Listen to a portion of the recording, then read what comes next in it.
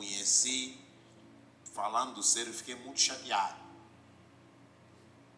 Muito chateado mesmo. Porque o mundo industrial, ele ensinou-me uma coisa. Quando tinha montado a primeira unidade Fabril, eu recebi técnicos que vieram montar. E quando veio a segunda unidade Fabril, por norma, as empresas mandam-vos os documentos dos técnicos que você vai ter que trazer para poder criar as condições deles montarem as máquinas. E você tem que se responsabilizar pelo transporte e tudo isso. Só que dessa vez foi uma bênção para mim, porque a Itália disse: olha, nós já temos 2 técnicos, mas estão no Lubão a montar um trabalho, a fazer um trabalho. Eles vão sair do Lubão e vêm ter consigo.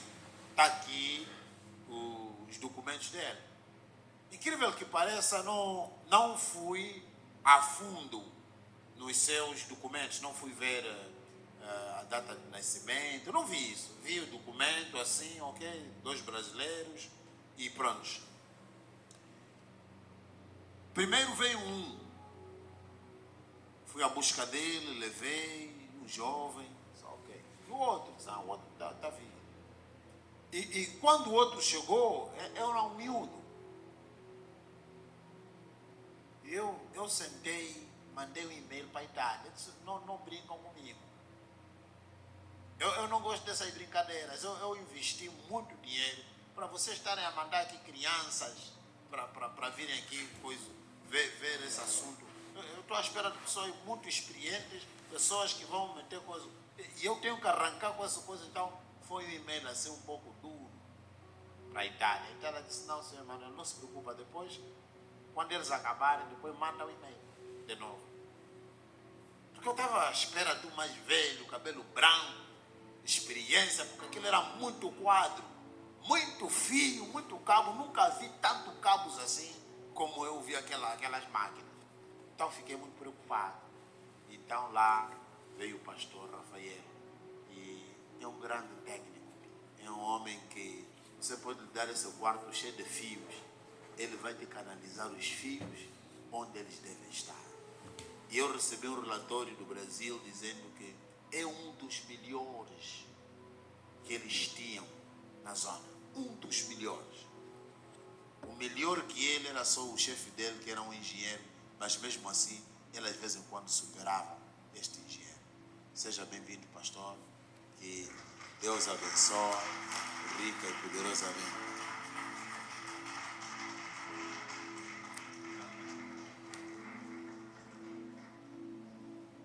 Amém.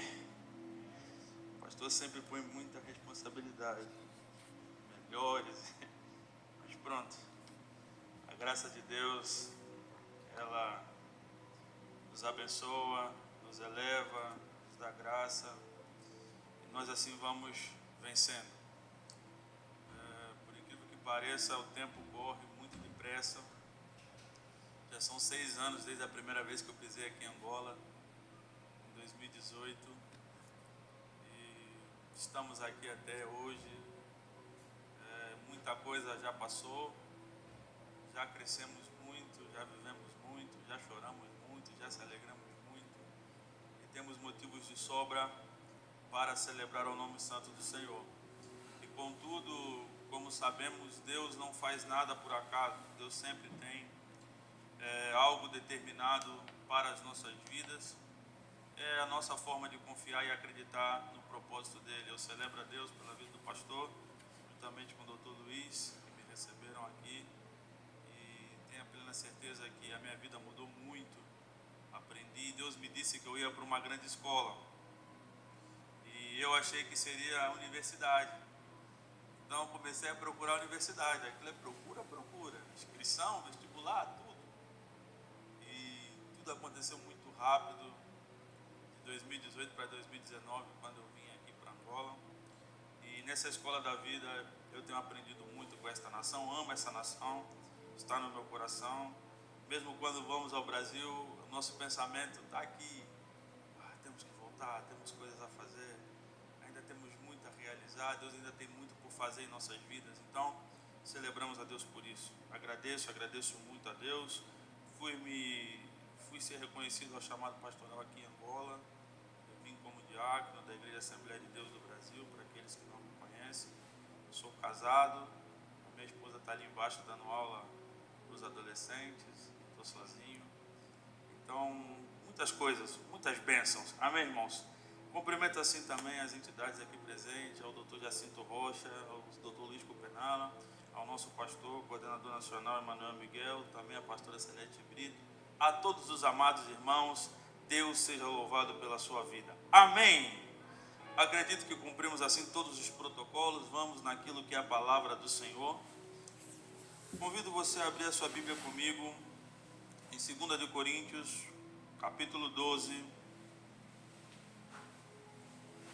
Nós iremos ler o versículo 9 e o versículo 10 da palavra de Deus. Eu trago como tema hoje: o poder de Cristo nos faz romper limites. O poder de Cristo nos faz romper limites. 2 de Coríntios, capítulo 12, versículo 9 e o versículo 10 da palavra do Senhor. Aquele que não tiver sua Bíblia pode acompanhar na tela. Leiamos a palavra de Deus, que diz assim: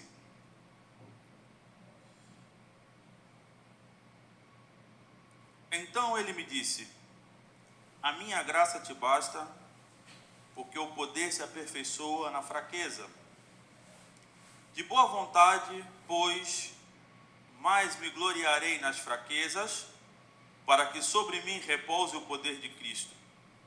Pelo que sinto prazer nas fraquezas, nas injúrias, nas necessidades, nas perseguições, nas angústias, por amor de Cristo.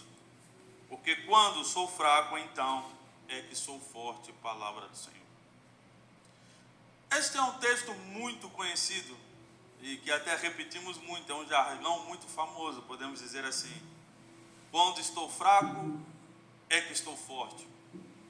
Mas conforme eu sempre digo aqui, um texto fora do contexto vira pretexto. E é importante nós entendermos a história para sabermos o porquê Paulo falou essas palavras. Quando nós vamos ver as duas cartas que Paulo escreve aos Coríntios, vamos ver que Paulo, quando foi evangelizar a igreja, a cidade de Coríntios, ele tinha um desafio muito sério. Primeiro porque a cidade de Coríntios era uma cidade politicamente forte. Depois, era uma cidade de estratégia econômica, porque ela era uma cidade portuária. Então, muitas das coisas que iam para a Grécia passavam por Coríntios. Coríntios ficava exatamente 48 quilômetros acerca de Atenas, que é a capital da Grécia. Então, Paulo, quando ele vai levar o evangelho ali aos Coríntios, ele tinha um desafio muito sério. Primeiro era a questão da espiritualidade, porque a Grécia é conhecida pelos seus vários deuses, Poseidon, Zeus, mais não sei o que, Afrodites, e ela tinha muito disso. Templos de fertilidade, onde a prostituição era severa, templos a Zeus. Então existia ali uma mística religiosa muito séria. E não só, existia também um contexto moral muito pesado na igreja, na cidade de Coríntios, porque a prostituição falava muito alto naquele lugar. Então Paulo, depois de 50 anos, já que Jesus Cristo havia subido aos céus, Paulo foi até Coríntios pregar o evangelho. Paulo prega o evangelho, inicia a igreja, deixa a igreja, mas depois Paulo recebe o feedback que a igreja não estava a frutificar, existia ainda problemas de imoralidade, existia ainda problemas de falta de convicção da fé. Então nós vamos ver aonde Paulo escreve a primeira carta aos Coríntios. Por isso vamos ver que a primeira carta aos Coríntios é uma carta muito forte, que Paulo direciona aquelas pessoas, dizendo da sua insatisfação, do comportamento ao qual eles estavam vivendo. Depois de Paulo escrever a primeira carta aos Coríntios, Paulo recebe mais um feedback. Ele ainda vai lá ter com os irmãos, senta, conversa, mas não obtém resultado. E durante esse tempo, Paulo escreve uma segunda carta, que ele faz reflexão a ela, lá no capítulo 2 da segunda carta aos Coríntios, versículo 4, aonde ele diz que ele escreveu uma carta com muita tristeza e angústia no coração. Paulo diz: eu escrevi essa carta com lágrimas, devido ao vosso comportamento e às vossas atitudes. Mas, por algum motivo, essa carta se perdeu e nós não temos acesso a ela.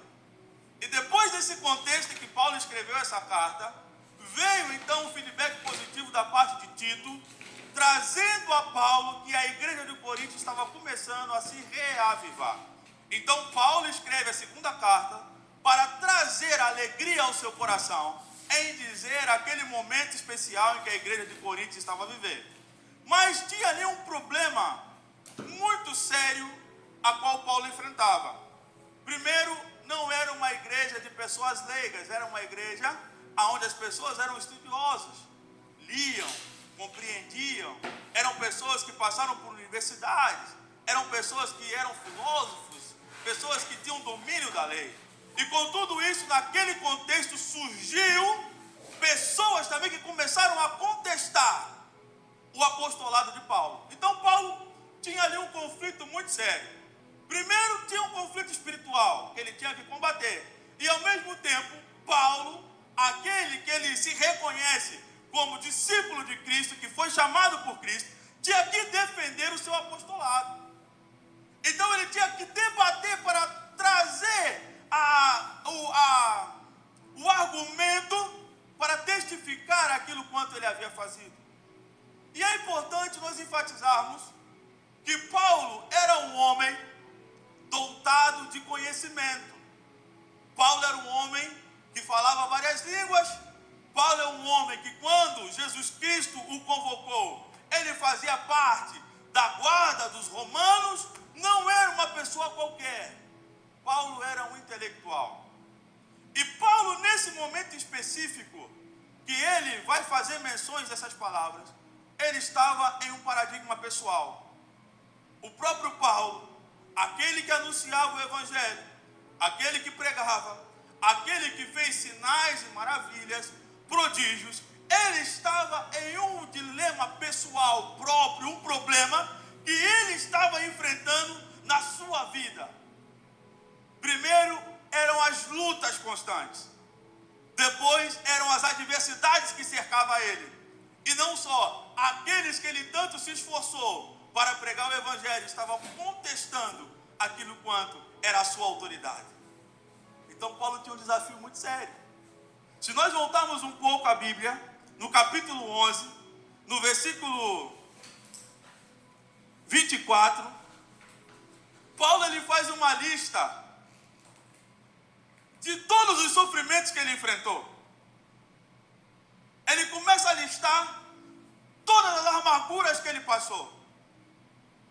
Paulo ali ele começa a dizer tudo que ele enfrentou por amor do nome de Cristo. Então no versículo 24 ele diz: eu recebi dos judeus 5 quarentenas de açoites, menos um. Isso era um castigo dado àqueles que infringiam a lei. E quando diz que eram 40 açoites, eram mesmo 40 chicotadas. Paulo, agora imagina Paulo, um homem mais velho, de conhecimento. O homem que quando abria a boca, trazia nas suas palavras o poder do evangelho de Cristo. Era um homem que era humilhado de forma visual a todos, simplesmente por levar a palavra de Deus. Continua, e ele continua a lista: 3 vezes fui açoitado com varas, 1 vez fui apedrejado, 3 vezes sofri naufrágio, 1 noite e 1 dia passei no abismo. Continua. Em viagens, muitas vezes em perigos de rios, em perigos de salteadores, em perigos dos da minha nação, em perigo dos gentios, em perigos na cidade, em perigos no deserto, em perigos no mar, em perigo entre os falsos irmãos. Continua, a lista do Paulo é grande. Se você acha que você tem problema, olha a lista do Paulo. Em trabalhos e fadiga, em vigílias muitas vezes, em fome e sede, em jejum muitas vezes, em frio e em nudez. Continua. Além das coisas exteriores, me oprime cada dia o cuidado de todas as igrejas. que enfraquece, que eu também me enfraqueça? Questiona-se Paulo. Quem se escandaliza? Quem que eu não me abrace? Se convém gloriar-me, gloriar-me-ei no que diz respeito à minha fraqueza. O Deus e Pai de nosso Senhor Jesus Cristo é eternamente bendito. Sabe que não minto. Em Damasco, o que governava sobre o rei de Aretas, pôs guardas às portas da cidade de Damasco, querendo me prender. E fui descido num cesto por uma janela da muralha, e assim escapei das suas mãos. Paulo aqui começa a fazer uma lista de todas as situações que ele foi enfrentando durante o seu ministério do apostolado. E quando chegamos no versículo em específico que nós lemos no capítulo 13, vamos ver que Paulo ele começa a se fazer questionamentos, porque aqueles que não conseguiam guardar a fé, por causa das situações que cercavam eles, não compreendiam o tamanho do sacrifício que era feito para que aquele evangelho fosse levado. Paulo foi um homem provado, irmãos, em todos os aspectos. Paulo foi um homem abatido em todos os aspectos. Paulo foi um homem humilhado em todos os aspectos. Conforme o nosso pastor falou aqui no início, apesar de Jesus Cristo chamar Paulo, Paulo ainda demorou muitos anos para que seu apostolado fosse reconhecido por aqueles que ficaram. Paulo teve que se humilhar. Paulo teve que se abater. Paulo teve que se prostrar diante das autoridades. Por isso ele diz: eu fui açoiteado, fui chicoteado, fui preso, sofri naufrágio. Irmãos, é muito problema com uma pessoa só. E nos perguntamos como que estava o psicológico dessa pessoa em meio a tantas adversidades. Um homem que levava em sua boca o poder do Evangelho de Cristo. E para fechar a conta, vamos ainda no capítulo 13, no capítulo 12, versículo 1. Vamos ver que nesta parte Paulo faz menção a ele sobre um aspecto que ele teve em particular com Deus. Ele diz: em verdade que não convém gloriar-me, mas passarei as visões e as revelações do Senhor. Conheço um homem em Cristo que há 14 anos, se no corpo não sei, se fora do corpo não sei, Deus o sabe, foi arrebatado ao terceiro céu. E sei que um tal homem, se no corpo, se fora do corpo não sei, Deus o sabe, isso é mesmo Paulo falando dele, foi arrebatado ao paraíso.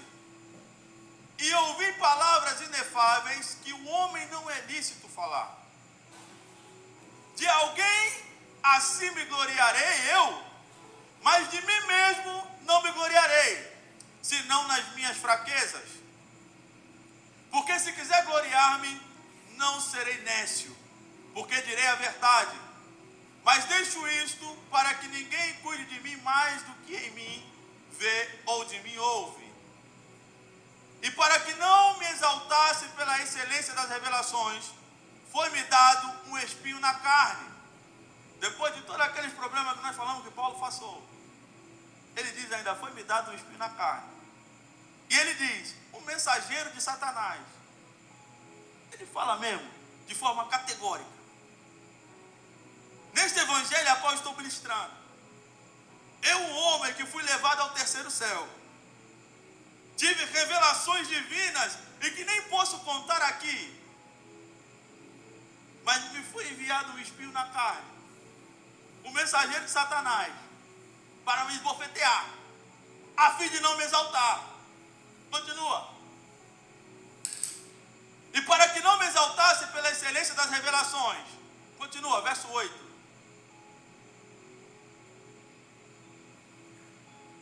Versículo 8. Por causa disso, 3 vezes pedi ao Senhor que afastasse de mim. Então chegamos agora na parte específica que nós lemos.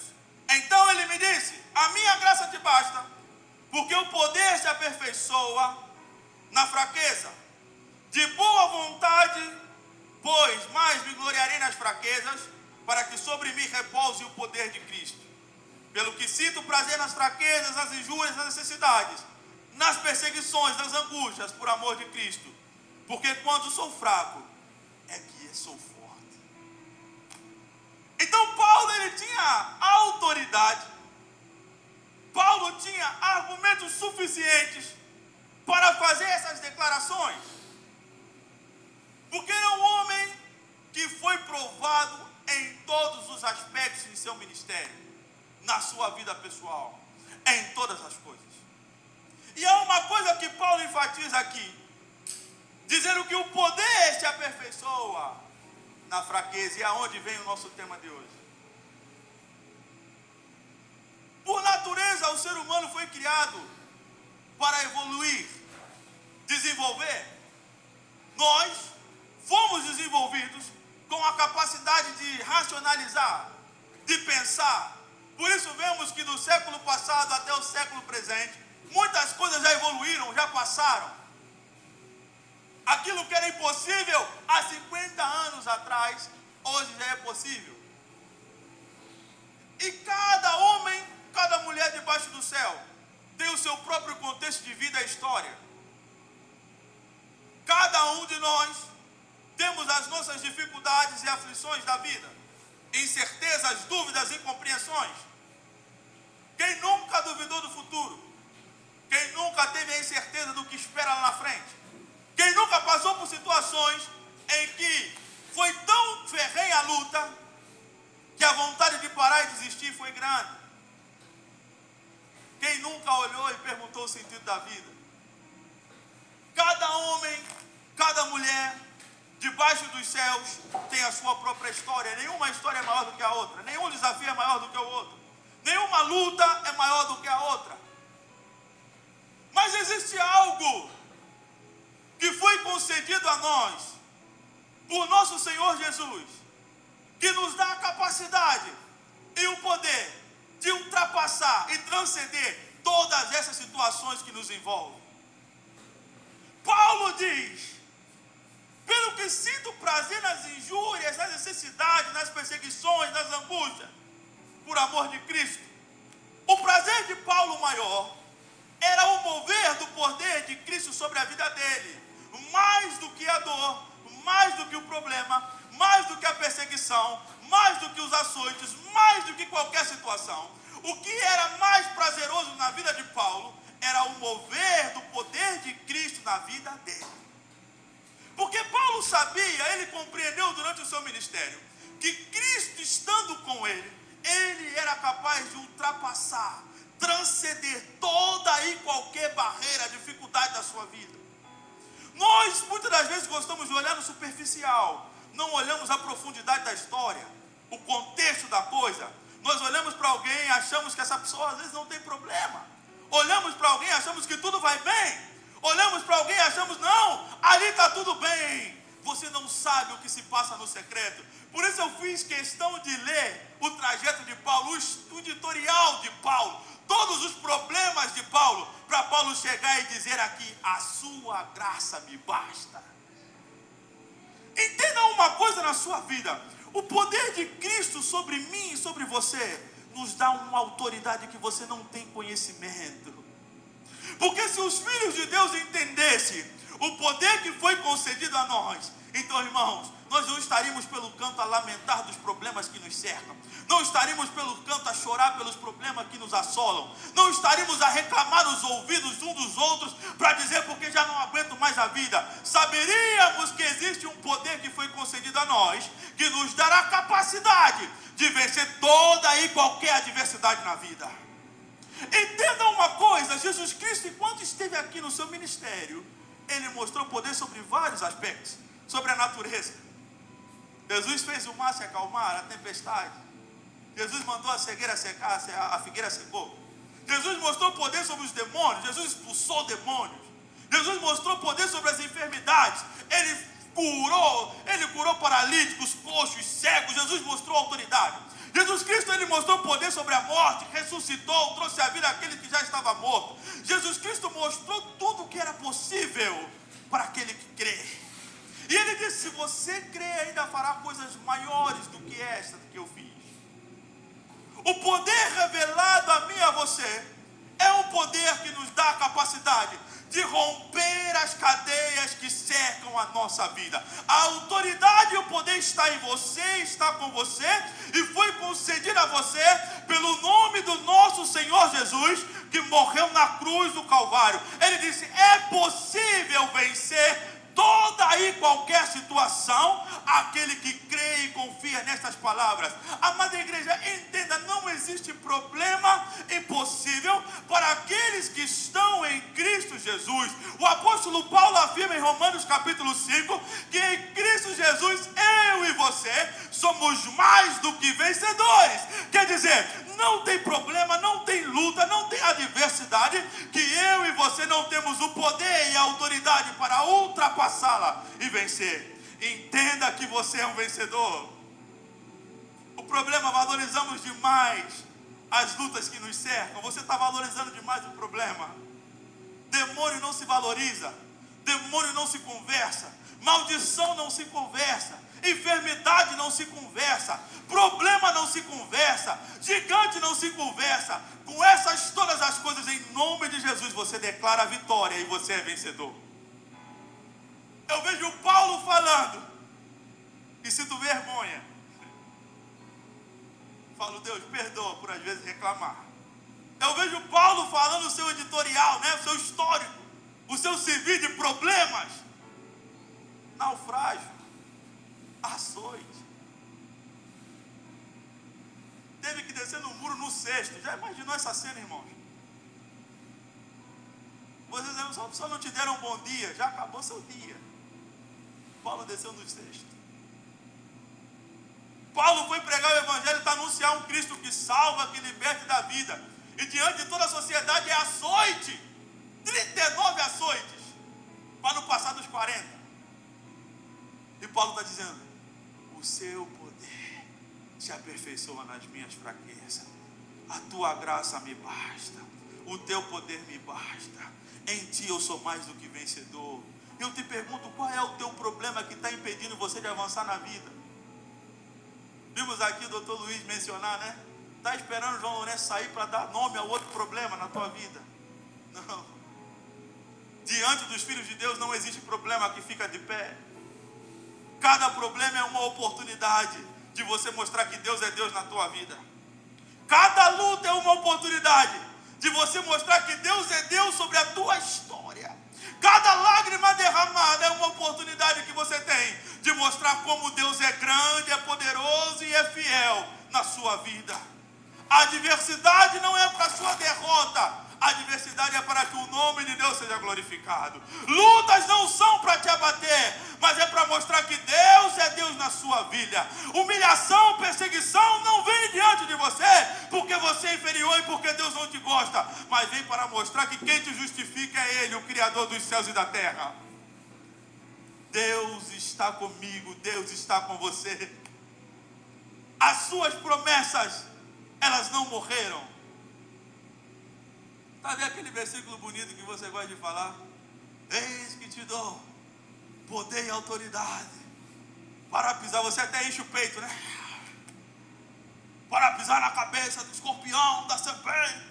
Na oração aqui no teu vizinho a 3 quilômetros está ouvindo. Primeira luta já caiu por terra. Varão, levanta. Este poder, essa autoridade não é para contar, é para viver. Primeira adversidade já é fechar a cara, já não quer falar mais com o pastor.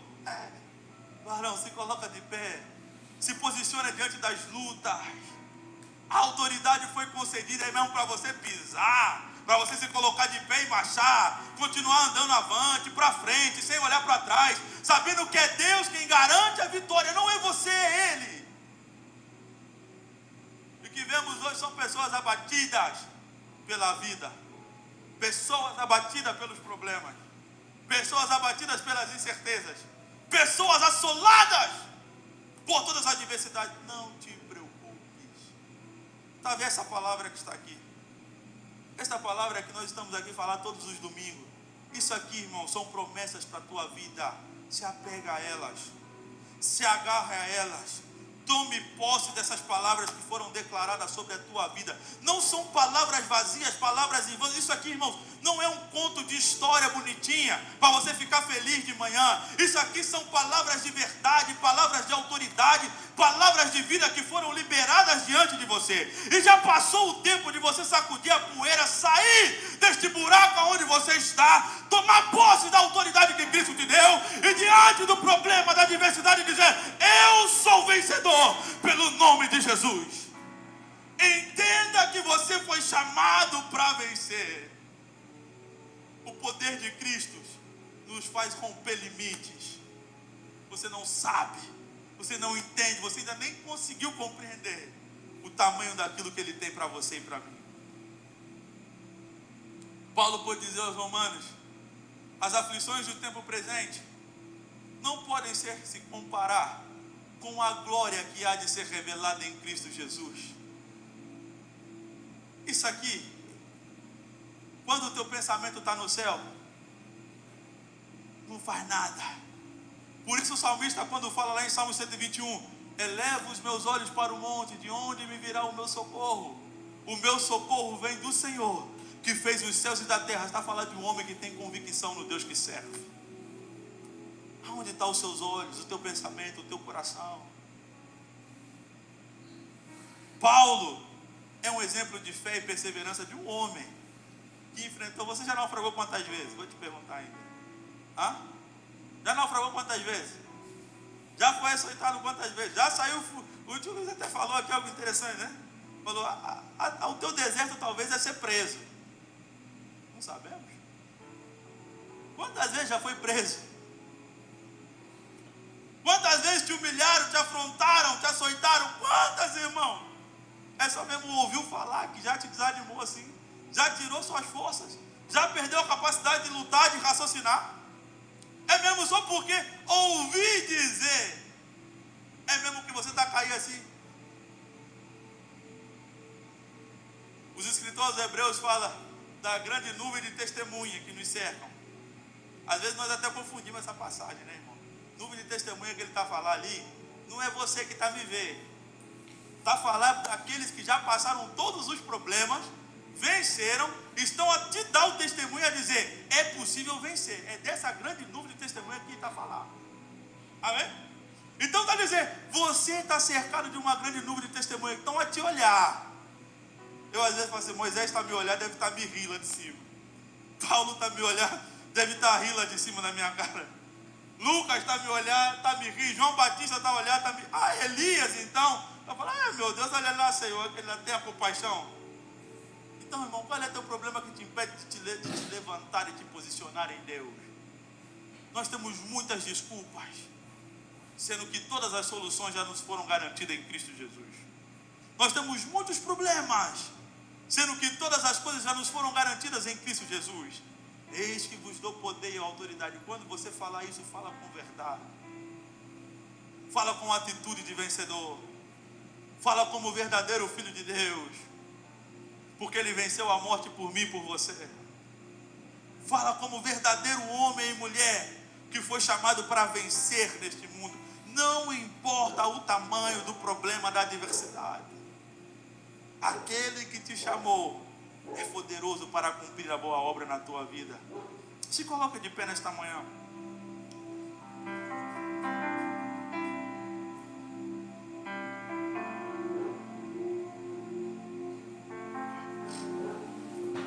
Antes de nós orarmos, uma das histórias de Paulo que me chama muita atenção, se eu não estou enganado, acho que está em Atos dos Apóstolos, capítulo 20. Deixa eu só confirmar. Atos dos Apóstolos, capítulo 16, a partir do verso 16. Atos dos Apóstolos, capítulo 16, versículo 16. Desculpa, 16, 20. Nos conta a história de Paulo, em um momento específico que ele estava pregando o evangelho em uma cidade. Então andava atrás dele uma menina que estava com o espírito de adivinhação.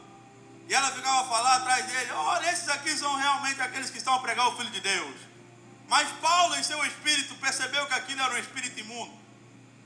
E sobre aquela jovem, alguns faziam dinheiro, né? Faziam ali dinheiro, recurso, não sei o quê. Pronto. Paulo então olha para trás e manda aquele demônio sair. Sai, demônio, em nome de Jesus. O demônio saiu. Problema para Paulo, porque agora fechou. Aonde dava recurso para aqueles homens já não tem mais. Então, vamos prender Paulo. Prende Paulo. Paulo e Silas são presos. São levados à prisão sem qualquer culpa, sem qualquer situação. E ainda diz que mandaram-lhe amarrar os tornozelos. Então agora você imagina. Há uma coisa que o pastor Emanuel sempre fala aqui para mim, né? Se há um lugar que você não quer ir nesse país, é na cadeia. Amém? Ele diz, você vai ver os hospitais. Então olha só os hospitais, depois vai ver a cadeia. Lá não é lugar para ser humano. Então imagina, irmão, se nessa época é duro, na época de Paulo. A Bíblia diz que Paulo e Silas estão presos na prisão, com os pés e mãos amarrados. E quando chega meia-noite, aqueles homens simplesmente começam a orar e a louvar. Ora e louva. O louvor foi tão sério, foi tão grande, que o poder de Deus chegou naquele lugar e abalou as estruturas da cadeia. A Bíblia vai nos dizer que Deus sacudiu as cadeias e as portas foram abertas. No meio daquela confusão, Paulo e Silas saem caminhando da cadeia. Quando o carcereiro acorda, olha para o lado, fala, meu Deus, aqui mesmo já é tirar minha vida. Os carcereiros fugiram, o que vão fazer comigo? Então Paulo grita, epa, espera, nós estamos aqui. Aquele homem vendo aquilo, se prostrou diante de Paulo e diante de Silas e falou, o que eu preciso para ter isso que vocês têm? Ele disse, se você reconhecer Jesus como Senhor e Salvador da sua vida, você e a sua casa serão salvos. A Bíblia vai dizer que Paulo foi até a casa daquele homem, pregou para a família daquele homem. A família daquele homem chorou, se arrependeu. Paulo ainda batizou ele, está lá na Bíblia, não sou eu. Sabe o que Paulo fez depois? Voltou para a cadeia. Ele e Silas, vamos sentar, Silas, vamos esperar chegar de manhã. Sentaram. Eles mesmo trancaram a porta da cadeia e esperaram chegar de manhã. Então tá mandado vir soltar Paulo e Silas. Paulo olhou para ele, não. Quem me prendeu tem que vir me tirar. Não é você. O magistrado sai da cadeira dele, vem aqui na cadeia, porque ele me prendeu de forma injusta. Ele tem que vir aqui. O magistrado teve que vir diante de Paulo, pedir desculpas a Paulo e abrir a cadeia. Paulo e Silas saíram caminhando da prisão. Não sei se você está entendendo. Não sei se você está percebendo aqui. O poder de Deus, irmãos, faz coisas tremendas. É através daquilo que você está passando que Deus vai salvar a sua casa, a sua família. Eu tenho para mim que Paulo e Silas foram presos só para trazer salvação àquela casa. Quem diz o contrário? Porque a Bíblia só diz isso. Prisão, barulho, abriu, salvação, batismo, prisão, sai. Então o problema que você está achando que é para poder te destruir, é para trazer salvação na tua casa, é para trazer salvação na tua família, é para trazer salvação sobre aqueles que andam contigo. Para de se desculpar e se coloque na posição de filho de Deus. Como Paulo e Silas na prisão. Comece a falar com ele nesta manhã. Comece a louvar o nome dele. Não importa a tua prisão, não importa o teu problema, não importa o teu desafio. Deus é poderoso para te dar a vitória. Ele é o Deus que cura, Ele é o Deus que liberta, Ele é o Deus que transforma, Ele é o Deus que dá vida, Ele é o Deus que capacita, Ele é o Deus que justifica. Ele. E nesta manhã começa a falar, Senhor, eu preciso de Ti. Diga, Senhor, manifesta em mim a Tua glória e o Teu poder. Diga, Senhor, manifesta em mim o Teu poder. Manifesta em mim. Diga, Senhor, que seja visível o Teu poder manifestado na minha vida. Seja visível o Teu poder manifestado na minha história. Seja visível o Teu poder manifestado na minha família. Diga a Deus que o Teu poder seja visível, manifestado nos meus negócios.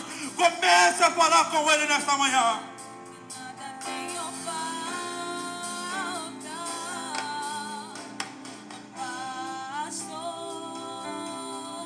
Nesta manhã diga a Deus: perdoe por todas as vezes que eu questionei a tua vontade.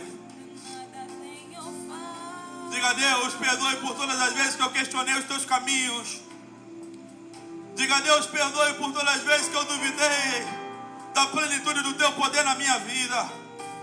Diga a Deus: perdoe, meu Pai, porque muitas das vezes o medo tomou conta do meu coração.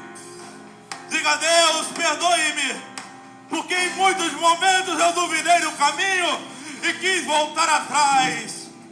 Mas eu te glorifico, eu te exalto, porque o Senhor me fez permanecer, o Senhor me fez continuar, o Senhor me fez perseverar. E nesta manhã declare que sobre toda e qualquer situação, você é mais do que vencedor. Essa depressão vai passar, essa luta vai passar, este deserto vai passar, esta crise vai passar, este problema vai passar, esta enfermidade vai passar, essas lutas vão passar, pelo poder que há no nome de Jesus. Declare a vitória sobre a tua vida nesta manhã.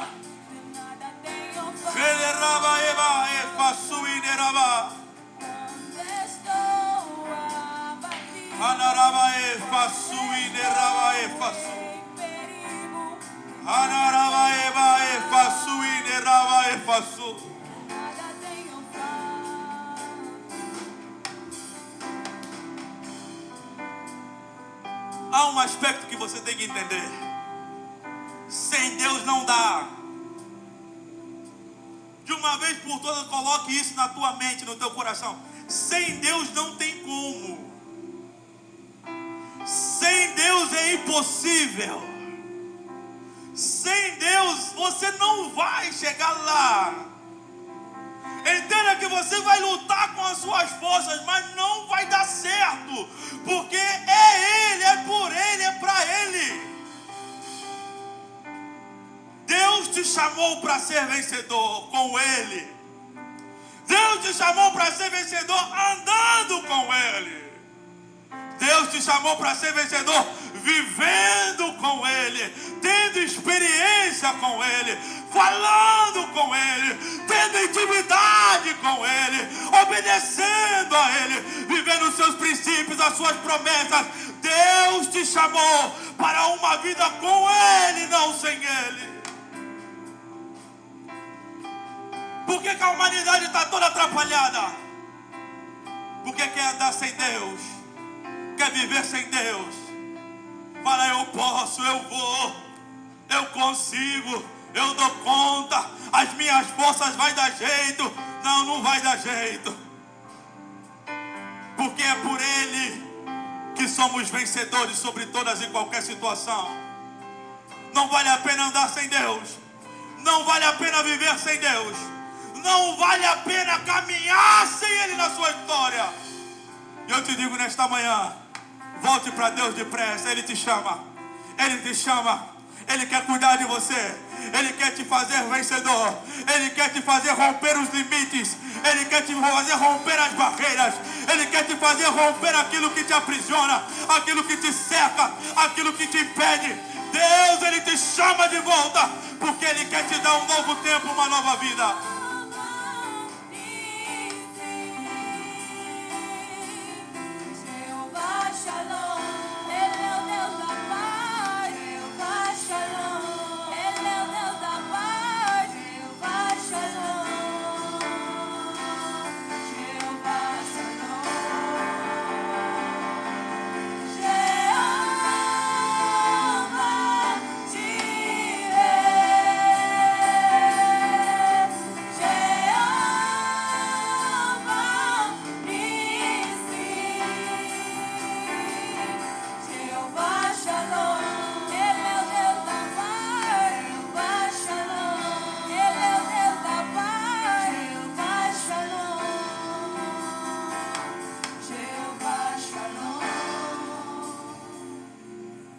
Diga nesta manhã: Senhor, eu preciso de Ti.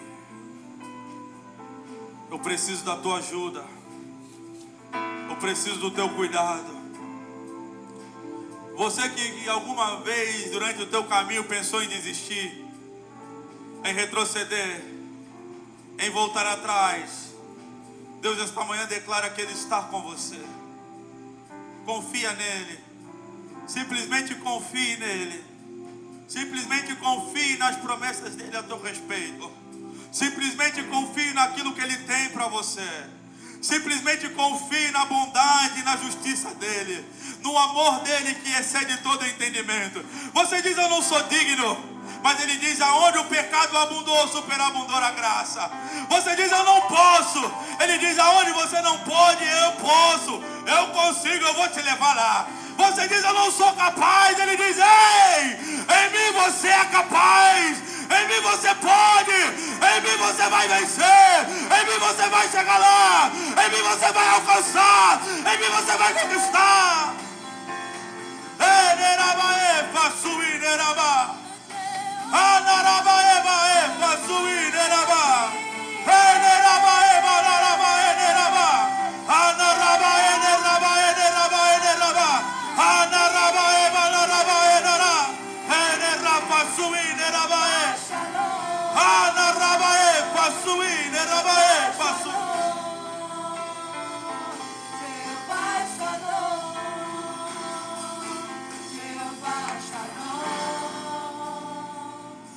Não importa o que fizeram sobre a tua família, sobre a tua vida, Ele é aquele que rompe toda e qualquer prisão.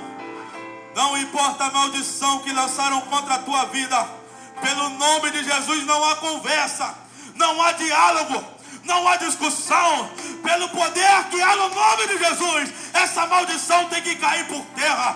Não importa o impedimento que colocaram diante de você, não há conversa, não há diálogo, não há discussão. Pelo poder do nome de Jesus, tem que cair por terra. Não importa os limites que colocaram diante de você, pelo poder que há no nome de Jesus, vai sair hoje, em nome de Jesus. Anarabae fasui nerabae fasu. Anarabae fasui nerabae. Anarabae fasui nerabae. Anarabae fasui nerabae. Anaraba. Deus quer te dar a vitória hoje, é hoje, é hoje. Deus quer te dar a vitória hoje, é hoje. Deus quer te dar o livramento hoje. Deus quer mostrar que Ele é Deus na tua vida hoje. Ele quer mostrar, Ele quer te dizer. Ele está falando: olha, eu sou teu Deus. Eu sou teu Deus. Eu sou teu Deus. Eu sou teu Deus. Eu sou teu Deus. Eu sou teu Pai. Eu sou teu Pai. Ele está te dizendo: ei, ei, ei, ei. Eu sou teu Deus. Eu estou cuidando de tudo. Eu estou te guardando. Eu estou te protegendo. Eu estou te livrando. Eu estou te dando vida.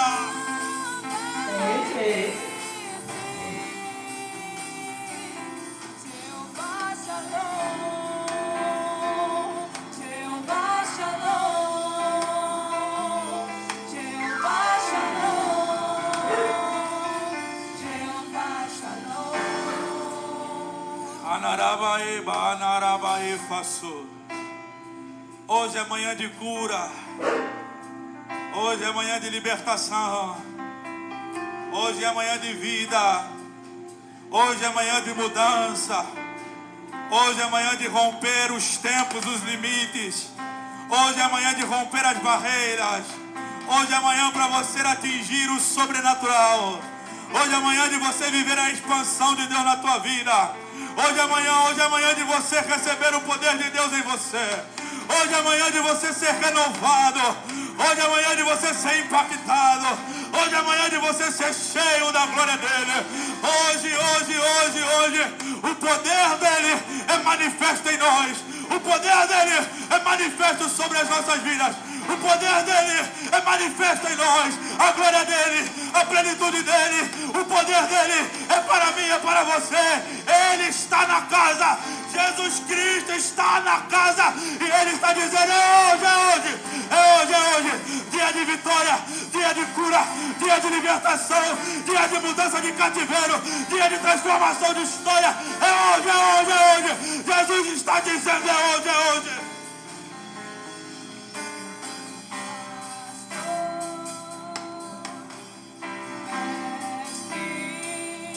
Nada tenho Espírito Santo, te agradecemos. Agradecemos pela tua presença. Agradecemos pelo teu amor. Neste momento nós exaltamos o teu santo nome, pedindo ao Senhor que o Senhor venha fazer o seu abrigo dentro de nossos corações. O Senhor venha capacitar-nos para podermos vencer os obstáculos desta terra. O Senhor venha nos dar, ó Senhor, o nosso escudo para a gente podermos atravessar os obstáculos e as barreiras que a vida nos dá. Pai, nós te agradecemos. Pai, nós te agradecemos. Pai, nós te agradecemos nesta hora. Nós te pedimos que nesta hora, Senhor, ó Senhor, venha alinhar-se, ó meu Pai, aos nossos pensamentos. Pai, sabemos que os teus pensamentos são maiores que os nossos, Pai. Mas neste momento pedimos ao Senhor que o Senhor venha retirar, ó Pai, aquela preocupação. Venha retirar, ó meu Senhor, aquela vontade, ó Senhor, de desistir. Aquele que pensa, Senhor, em desistir, porque pensa que o Senhor já desapareceu. Pai, nós te pedimos, venha repor a fé. Venha repor, ó Senhor. Venha repor, venha recarregar, ó Senhor. Venha entregar-nos, ó meu Pai, o escudo da fé. Pai, nós te pedimos que o teu Espírito, ó Senhor, o teu Espírito, ó Senhor, que está nesta terra, o teu Espírito, ó Senhor, que está dentre nós, ó Pai, este mesmo Espírito nos abraça durante esta semana, durante este mês, durante o mês que vem e até os confins do tempo. E a graça e o poder do Espírito Santo esteja sobre todos hoje, agora e para sempre. Assim a igreja diga amém.